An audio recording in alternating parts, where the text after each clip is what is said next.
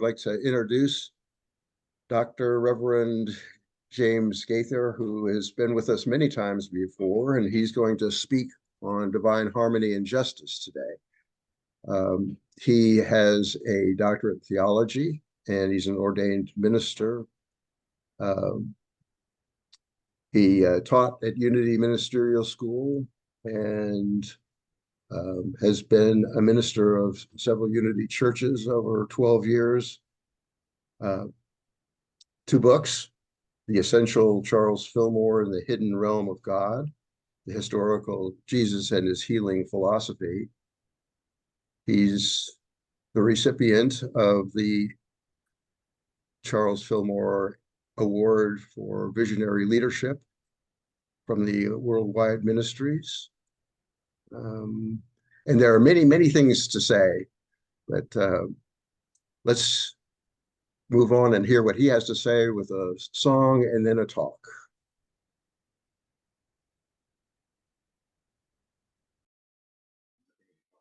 Turn it this way. All right. Let's try that again, shall we? If you will. Turn your attention inward once again. Take with you the feeling of your breath and the feeling of that music, the harmonies and the spirit of it. Spirit of inviting grace and guidance into your awareness. Feeling of harmony that music expresses. Let your attention be withdrawn from all things outer, past, the future. Be here now, in this present moment, breathing, feeling that sense of harmony that you have within you.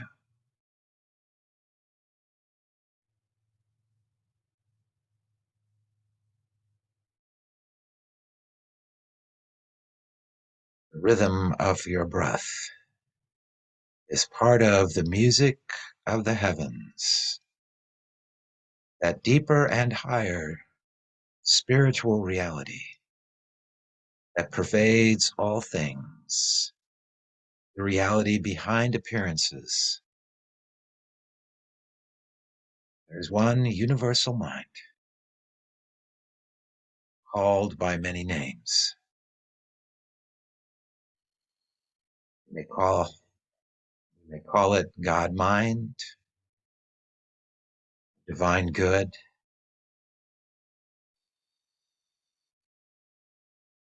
It is within us. It is the root and substance and essence of what we are. No matter what we may appear to be in any moment, no matter what our conditions may seem to be, always there is this eternal underlying truth.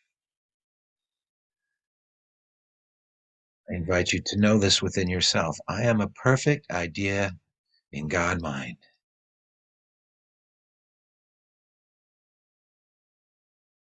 The infinite mind is a mind of perfection, knowing all truth, knowing order, law, love, harmony, and justice, knowing the perfect idea that you are. Your mind, your body is pervaded with divine harmony and order, life, light, and love. This is what we are. Divine life, light, and love.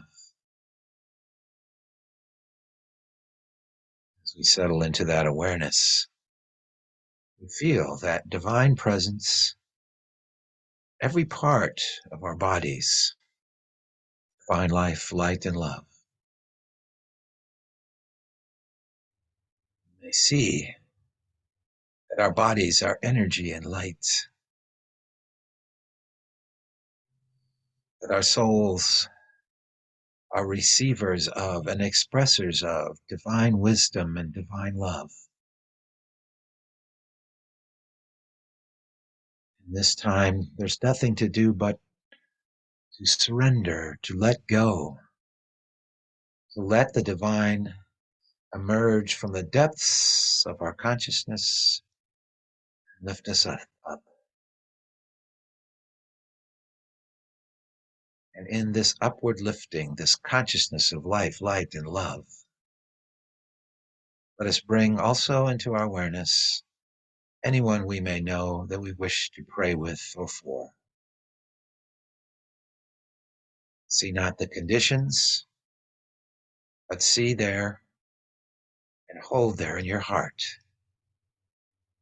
that this one, beloved of God, is filled with that divinity, that the life, light, and love of God are now harmonizing every part of their experience, even as that spirit is harmonizing us.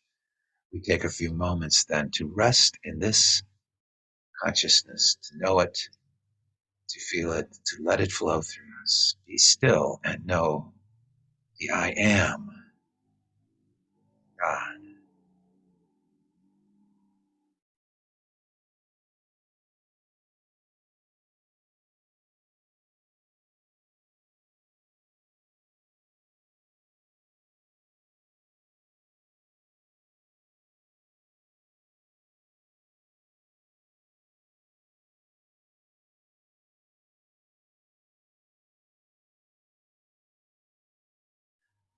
We bring our attention now back to the present moment. We see the world with new eyes. We see the life, the light, the love, the harmony, everywhere present. Our hearts are filled with gratitude as we accept the reality of the divine good, and so it is. Amen.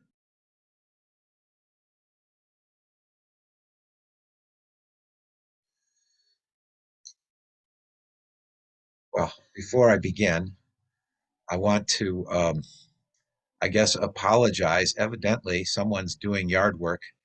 And so I don't know if you can hear the noise in the background, but if you do, I apologize for that.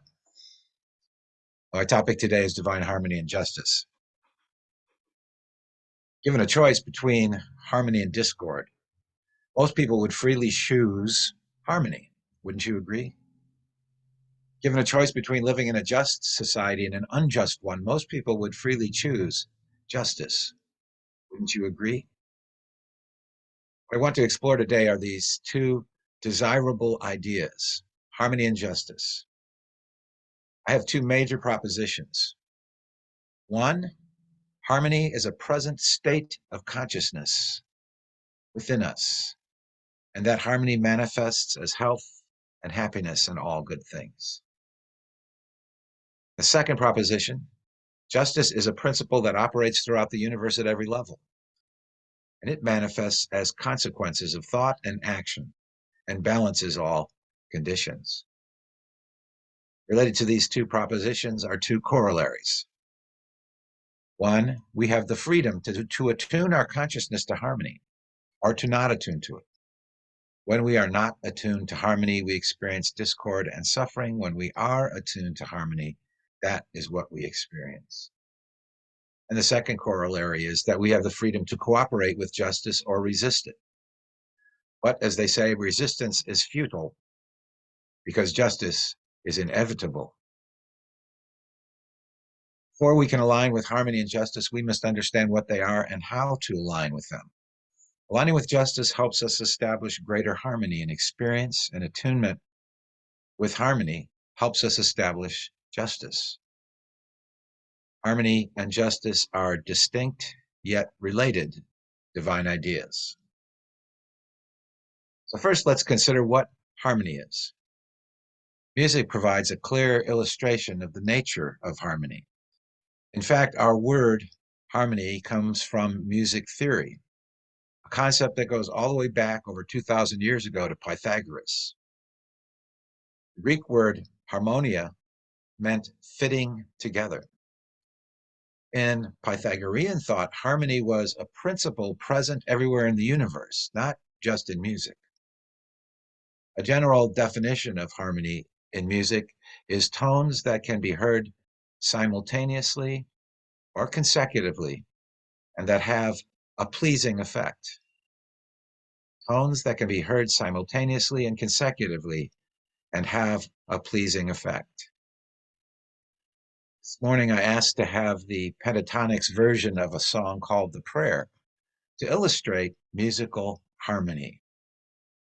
Did the harmony of their singing give you pleasure? That's the very essence of what harmony is. In music theory, harmonies have mathematical characteristics. That is what Pythagoras discovered.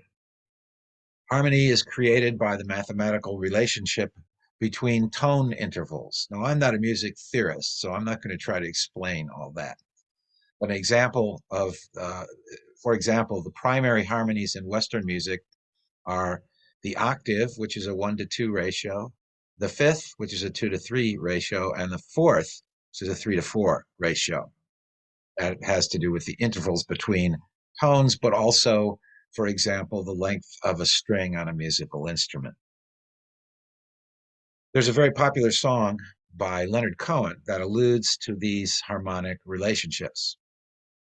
In the song, he says, "Now I've heard there is a secret chord that David played, and it pleased the Lord.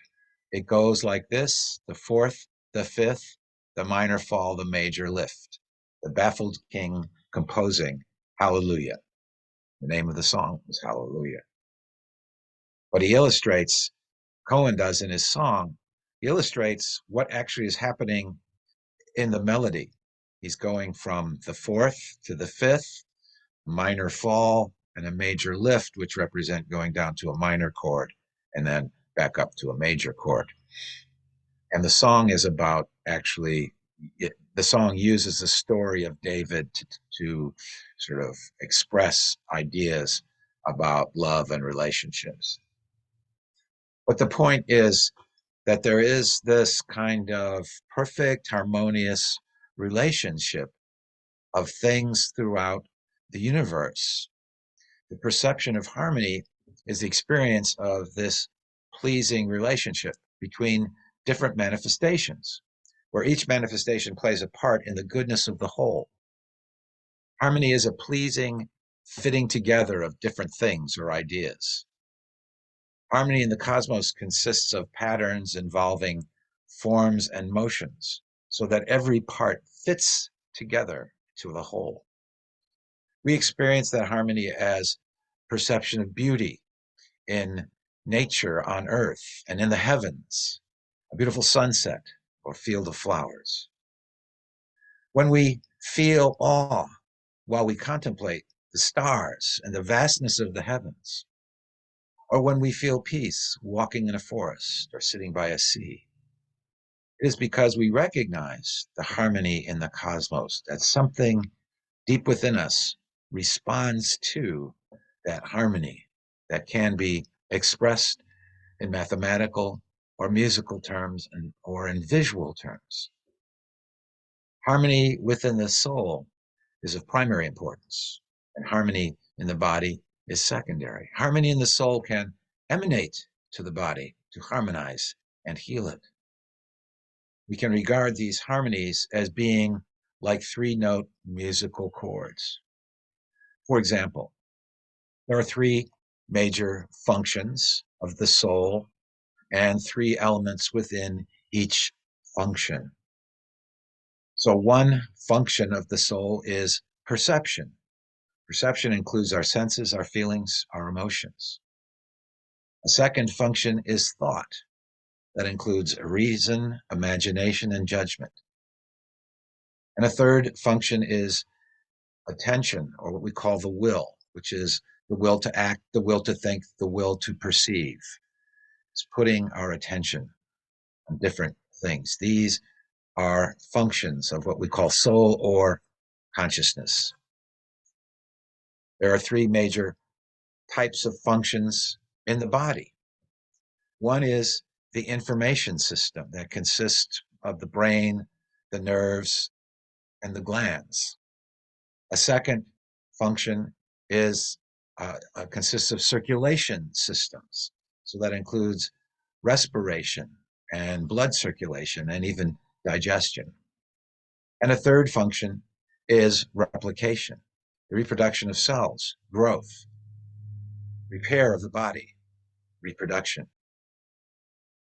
So there are within us these chords, if you will, in our consciousness and in the body form that express a harmonization of these different kinds of functions, these different elements of the system.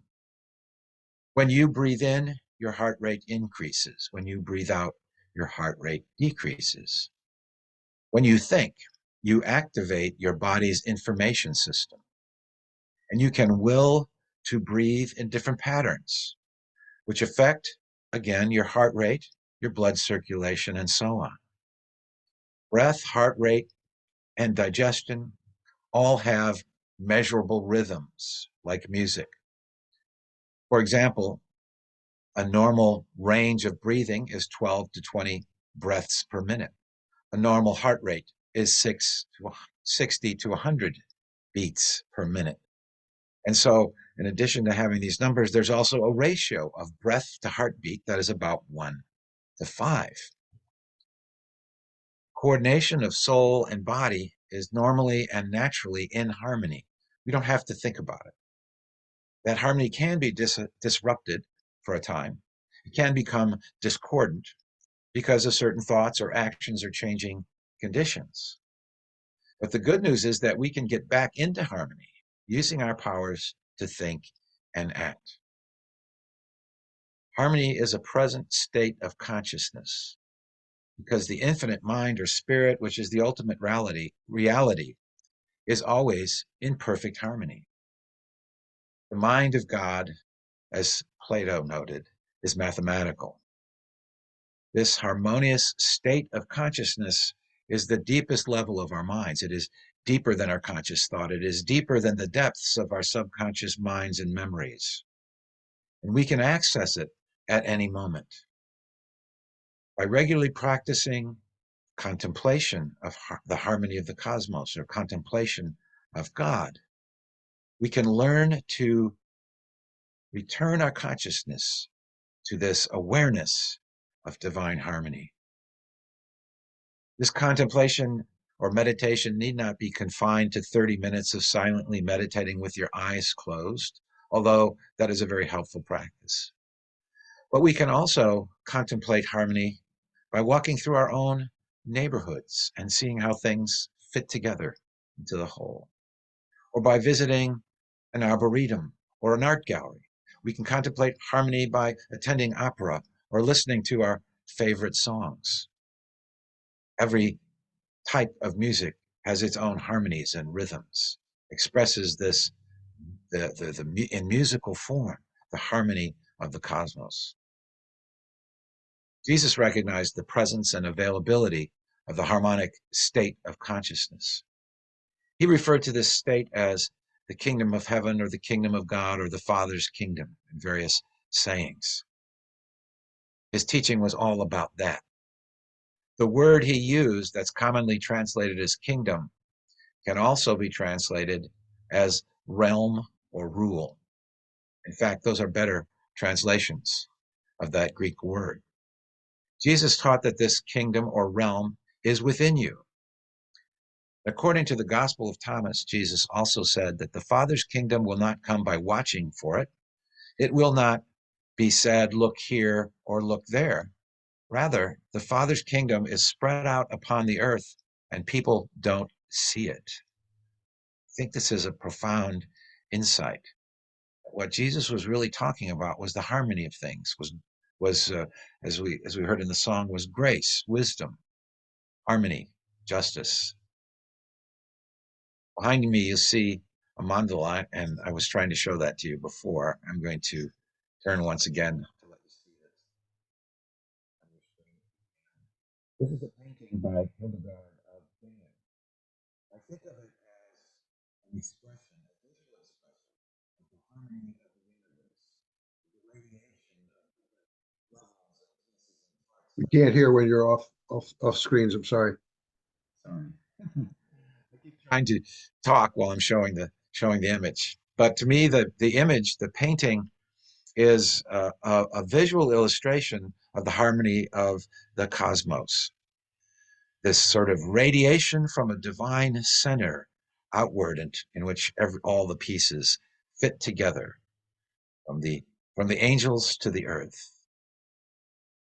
This great mystic, Hildegard of Bingen, perceived the omnipresent harmony of the universe, the presence of God's realm. She said, for example, everything that is in the heavens, on earth, and under the earth is penetrated with connectedness, penetrated with relatedness, almost the definition of what harmony is. She wrote, every creature is a glittering, glistening mirror of divinity. Don't you love that idea? Every creature is a glittering, glistening mirror of divinity. And she said, there is the music of heaven in all things. She's just one example of a mystic who perceives the divine harmony everywhere present. So while people don't always see it, nevertheless, it is there to be seen, to be perceived, to be felt. One of my favorite thinkers, essayists, poets was Ralph Waldo Emerson. And he also remarked on the nature of harmony as this pleasing relationship of parts within a whole. And so I'd also like to share with you some of his thoughts on that from an essay called The Oversoul. Emerson wrote, we live in succession, in division, in parts, in particles. Meantime, within man is the soul of the whole, the wise silence, the universal beauty to which every part and particle is equally related, the eternal one.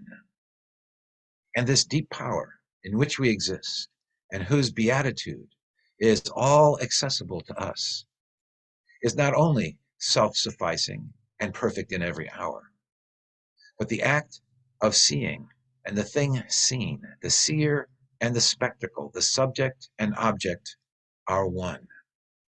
I think this is a remarkable insight when you consider that it took scientists another, 90 years or so to realize the truth of what he was saying, that the subject and the object are one.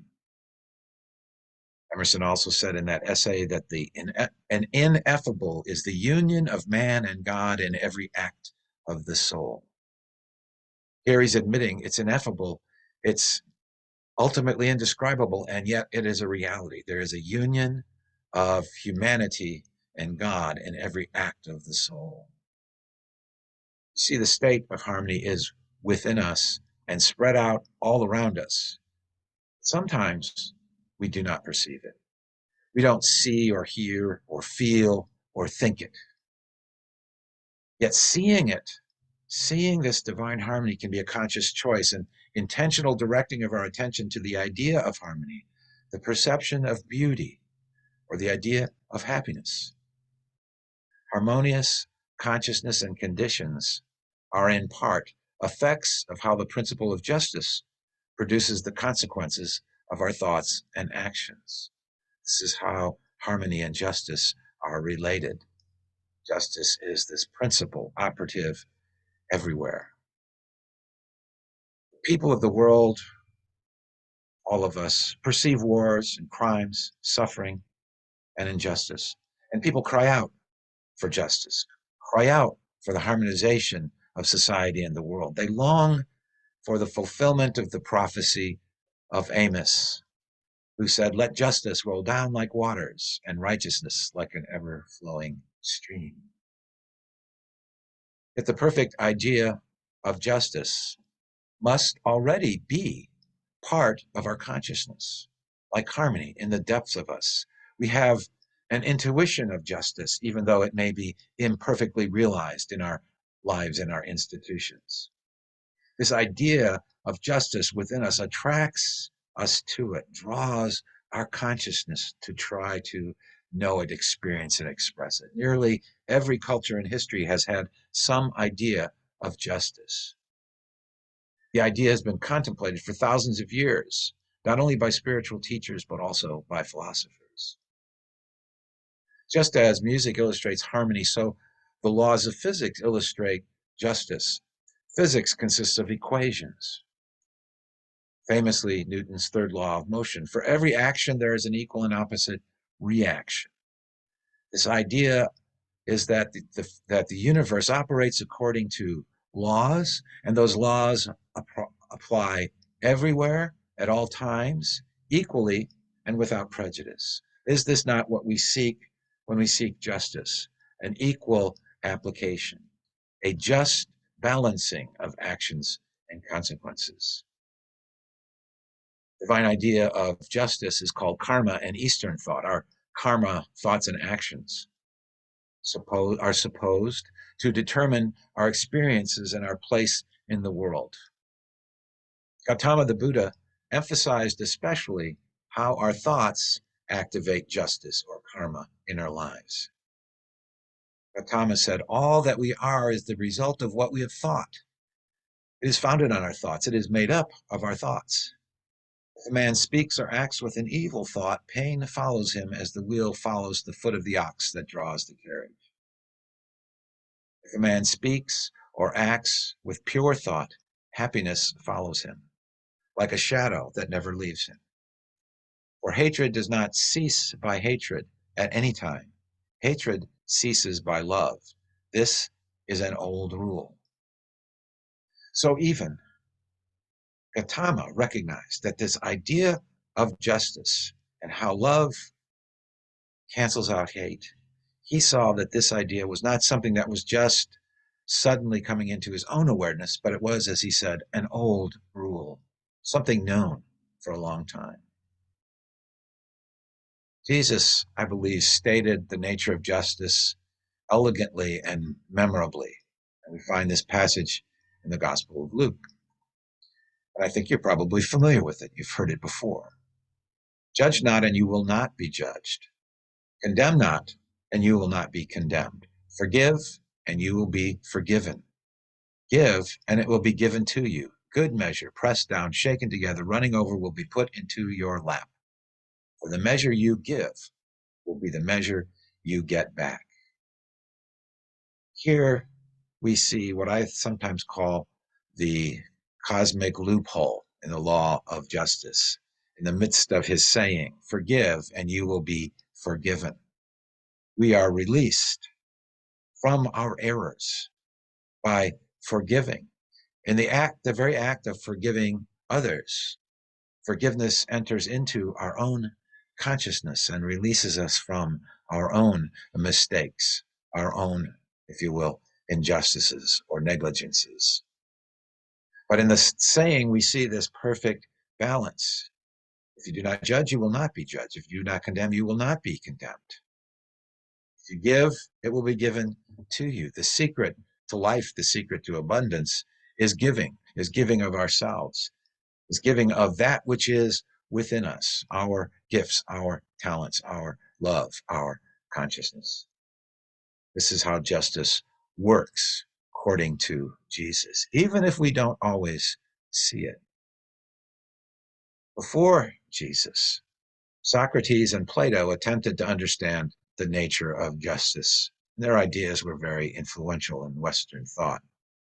Plato's Republic provides powerful insights regarding the nature of the soul, of the just soul and the just society. That's its major theme. The Republic lays out an idea of a just society as having three basic elements reflecting different human temperaments. This number three has a special connection to the ideas of harmony and justice. According to Plato's notion of a just society, some people pursue wealth and pleasure. They are ruled by their desires, and their appropriate place, their just place in society, if you will, is as producers and consumers, but not as rulers. Other people pursue position and glory. They are ruled by their emotions and by ambitions. Their appropriate place is as athletes and as the guardians of society, the police and the warriors. But their appropriate place is not as rulers, those who are ruled by their own ambitions.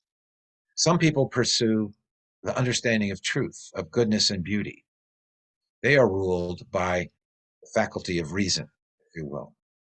These philosophical types, according to Plato, are the ones best qualified to rule, to make the rules and decisions regarding the protection and the protection and productivity and happiness and well-being of the whole state and everyone in it. These levels of society reflect the basic nature of the soul, according to Plato. The soul was really, the idea of the just soul was really the primary concern of the Republic. The discussion of government was simply to amplify and to see writ large the nature of a just society so that one may then look at that and apply it to the individual consciousness or soul. So truly just souls do not compulsively follow their desires or selfish ambitions. Rather, they control their desires and emotions and ambitions by using their power of reason to decide what is good for themselves and society. What is the just thing? What is the thing that will produce harmony? What is the thing that will most benefit people? That this is what their concern is. And so then Plato's assessment makes sense when you understand that individuals driven by personal desires or ambitions do not have the well-being of society as their highest priority. They have, in effect, themselves as their highest priority. But those who want to understand and implement justice and harmony are best qualified to govern. Now, the point here isn't that some people have only desires, others only ambitions, and others only rational. The point is that those three pieces are part of all of us, and that we can learn to guide our lives and our actions by contemplating what is just, what is good, what is loving, and so on. The rationality that Socrates proposed was not some kind of linear logical thinking, although that would be certainly a part of it. But the rationality he was proposing was especially a kind of intuitive contemplation of the ideas of good and virtue, beauty, true happiness, and justice. Socrates believed these ideas are in the soul. Already the soul knows them. They're in the depths of us, and that we can remember them through contemplation, through thinking. This is sort of the whole point of justice in Plato's thought. One of my personal favorite contemplations of justice is Ralph Waldo Emerson's essay, Compensation. Emerson saw that the world is already just, and that how we experience justice is more a matter of soul or consciousness than a matter of outward appearance.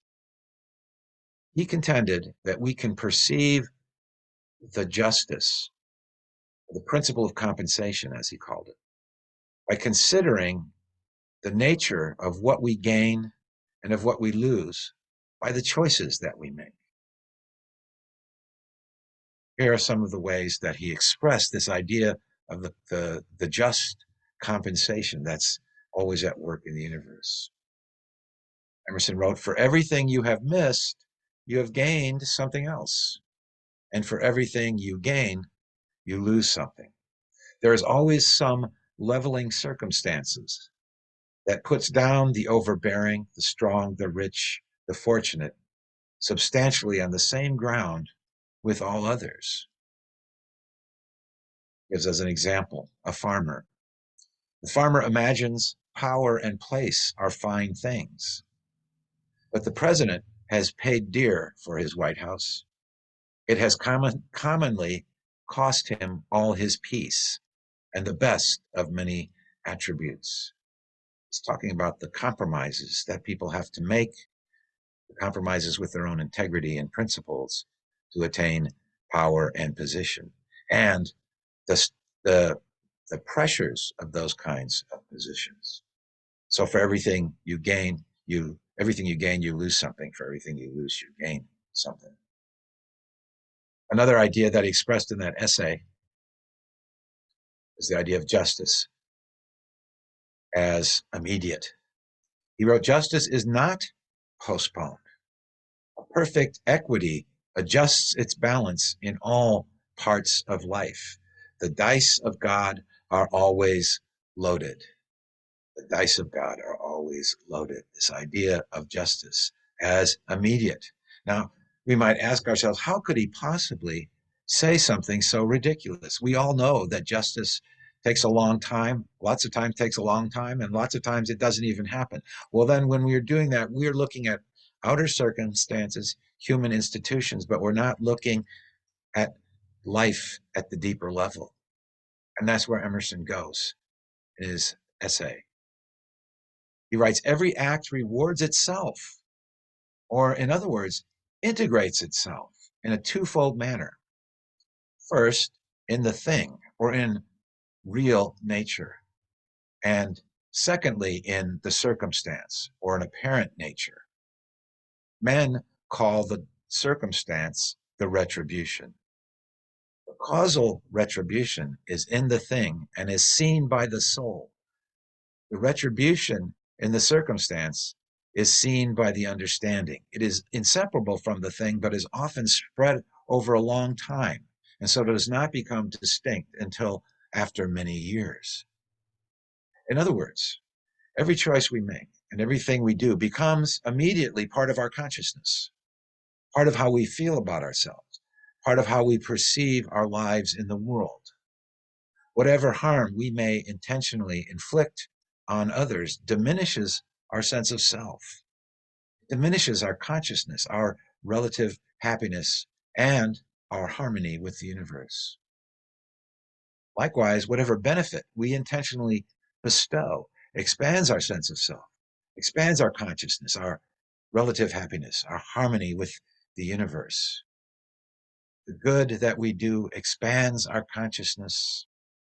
Whatever bad thing we may do diminishes our consciousness and ourself, regardless of what happens in the outer circumstances or when it happens. This is his point. The most immediate and intense expression or manifestation of justice is in the consciousness of the individual. We live with our acts. We live with ourselves. It does not mean that we cannot change. Of course we can change. Of course we can, as people say, rectify the situation. But the point is that that is always a part of what we are. Whatever we do is a part of what we are, and it is so immediately, regardless of what outer circumstances occur as a result. So Emerson saw this law of compensation as always operative, as always, again, using that term, mathematical. He wrote again in the same essay, love and you shall be loved. All love is mathematically just, as much as the two sides of an algebraic equation. Love and you will be loved is an illustration of this idea of how justice really works. The principle of justice continually establishes harmony in the universe. It balances things. Regardless of what we may believe and how we may act, there is harmony and justice throughout nature, throughout the universe. We can choose to cooperate with the principle of justice and thereby harmonize our experience. Or we can choose to muddle about in the illusions of separation that cause so much suffering in the world. The principle of justice is a divine idea in the infinite mind that is the universe. It is a principle of adjustment. The divine idea is always present and operative, but we must become conscious of it and how it works before we can intelligently and intentionally cooperate with it. The principle of justice is something that we can use to experience happiness or suffering because we have freedom of thought and action. We have freedom because infinite being contains infinite possibilities.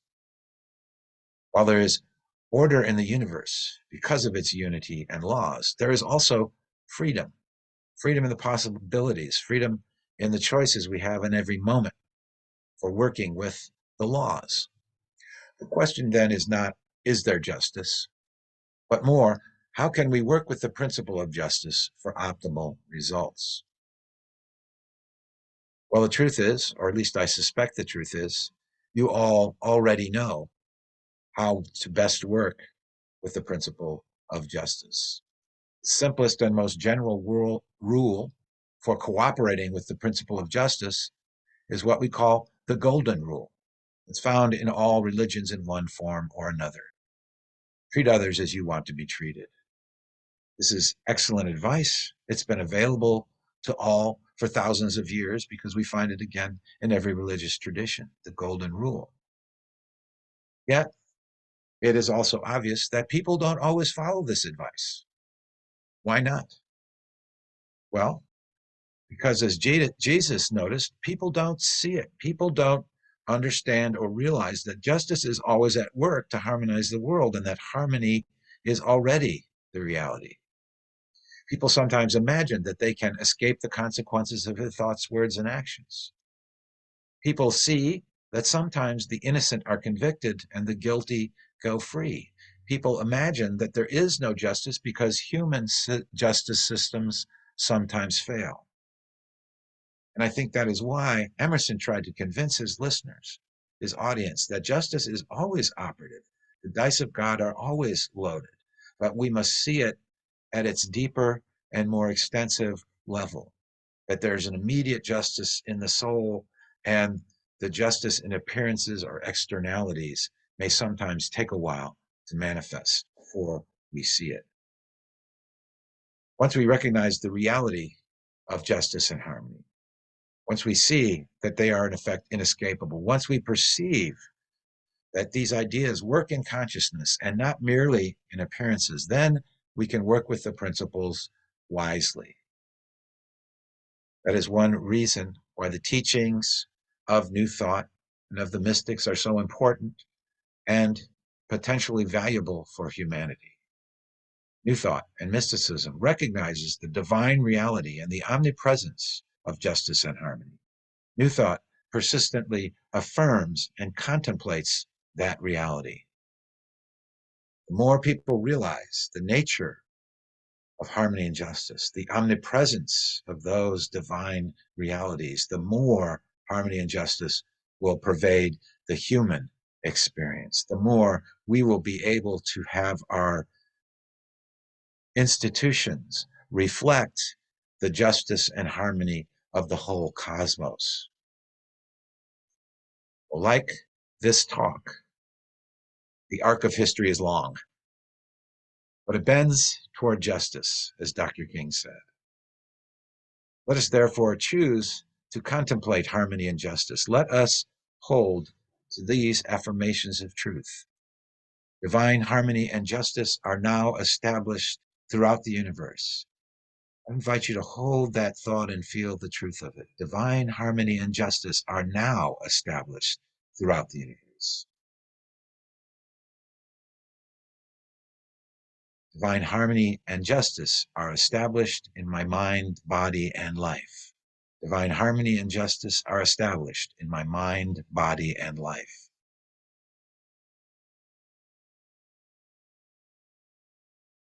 Let us persistently behold heaven and earth, heaven in earth and on earth and spread out on the earth. Let us persistently behold that as Jesus did.